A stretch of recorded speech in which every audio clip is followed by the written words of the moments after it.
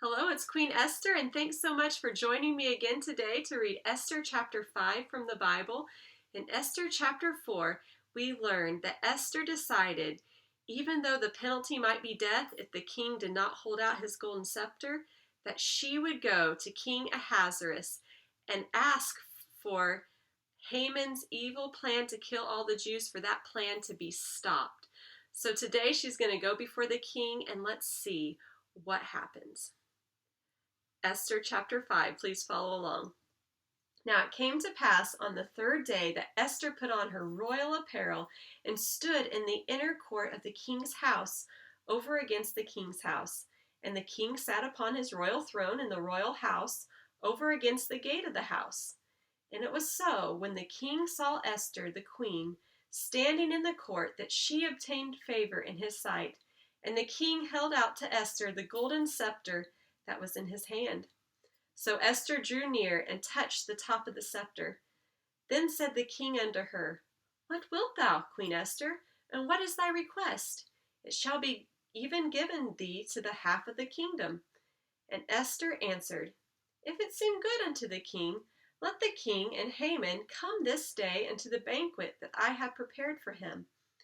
Then the king said, Cause Haman to make haste, that he may do as Esther hath said. So the king and Haman came to the banquet that Esther had prepared.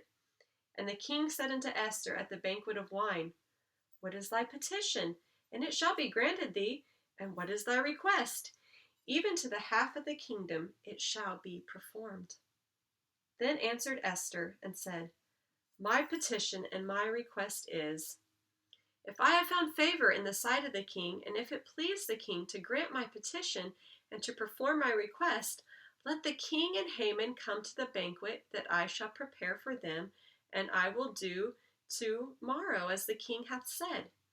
Then went Haman forth that day joyful and with a glad heart.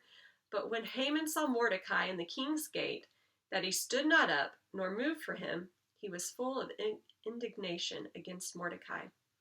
Nevertheless, Haman refrained himself, and when he came home, he sent and called for his friends and Zeresh, his wife. And Haman told them of the glory of his riches, and the multitude of his children, and all the things wherein the king had promoted him, and how he had advanced him above the princes and servants of the king. Haman said moreover, Yea, Esther the queen did let no man come in with the king into the banquet that she had prepared, but myself. And tomorrow am I invited unto her also with the king. Yet all this availeth me nothing, so long as I see Mordecai the Jew sitting at the king's gate. Then said Zeresh his wife, and all his friends unto him, Let a gallows be made of 50 cubits high, and tomorrow speak thou unto the king that Mordecai may be hanged thereon. Then go thou in merrily with the king unto the banquet. And the thing pleased Haman, and he caused the gallows to be made.